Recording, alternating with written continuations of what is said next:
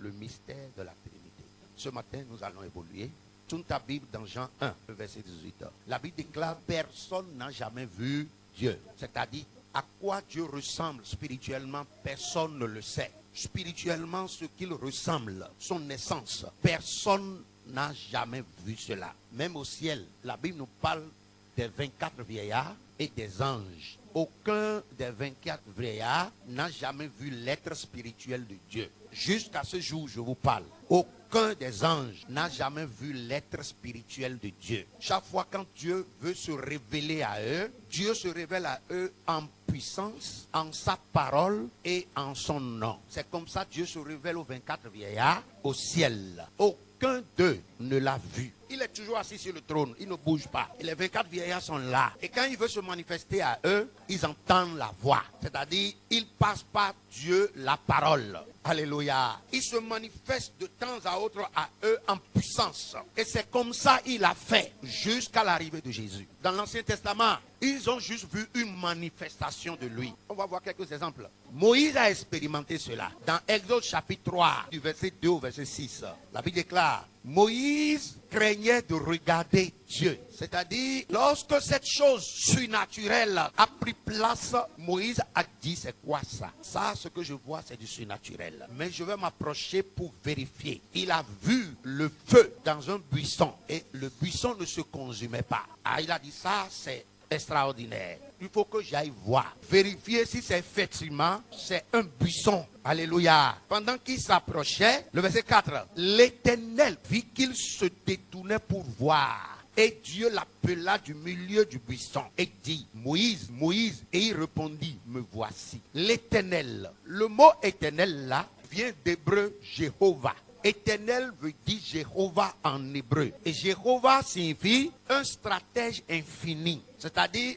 le Dieu des stratégies, le Dieu des techniques, le Dieu des méthodes. Un Dieu qui ne manque pas de stratégie. Quand il utilise cette technique, avant que l'homme ne finisse d'analyser cela, il utilise encore un autre. Maintenant, la Bible dit: Jéhovah a vu que Moïse, attiré par la vision, il s'est détourné de ses troupeaux et il marchait vers la vision pour voir clair, pour vérifier ce qu'il a vu. Est-ce vraiment un buisson qui résiste au feu?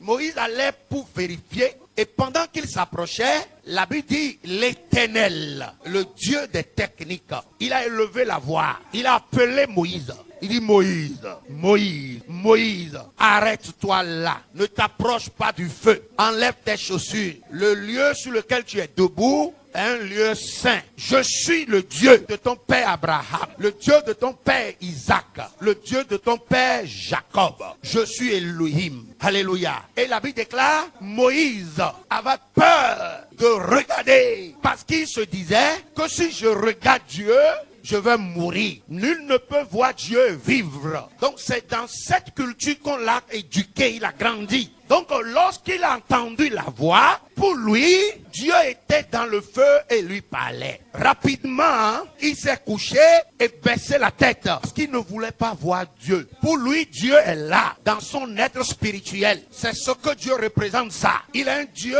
assis dans le feu. Alléluia. C'est pour cela qu'au fil des jours, il a dit au peuple d'Israël que l'Éternel est un feu dévorant. Pourquoi? Parce que c'est la connaissance qu'il avait de Dieu, ça.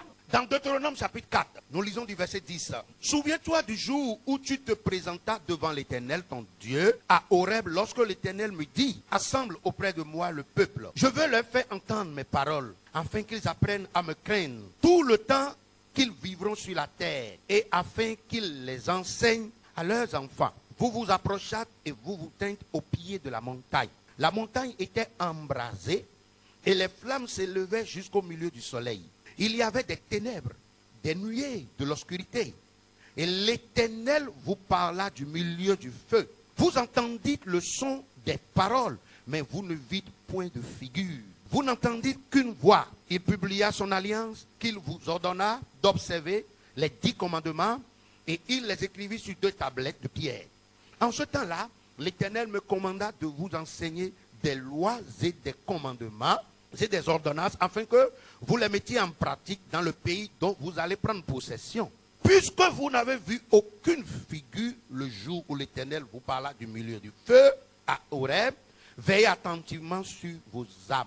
Moïse maintenant a de l'expérience par rapport aux manifestations de Dieu. Il a compris par expérience que ce qu'il avait vu au premier abord était juste une manifestation de Dieu. Malgré que la voix était claire, authentique.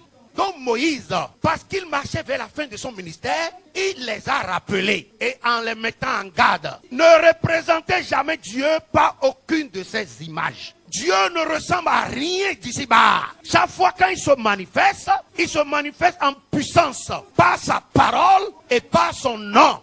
La Bible déclare dans Exode chapitre 6, nous lisons du verset 1er au verset 3.